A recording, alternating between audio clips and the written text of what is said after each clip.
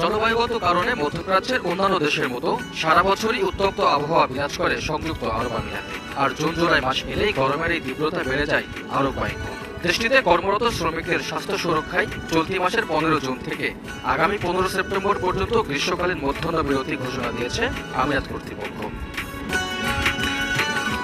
এই আইনের আওতায় দুপুর 12:30টা থেকে বিকেল 3:30টা পর্যন্ত খোলা আকাশের নিচে সব ধরনের কর্মকাণ্ড নিষিদ্ধ করা হয়েছে। প্রচণ্ড গরমে শ্রমিকদের শরীরচর্চা, বিশ্রাম ও স্বাস্থ্য সুরক্ষা বিবেচনায় গত 21 বছর ধরে এই নীতিমালা কার্যকর করে আসছে আমিরাত সরকার। গ্রীষ্মকালীন সময়ে তাদের স্বাস্থ্য সুরক্ষার কথা বিবেচনা করে এদেশের সরকার প্রতি বছর মধ্যাহ্ন বিরতি ঘোষণা করে।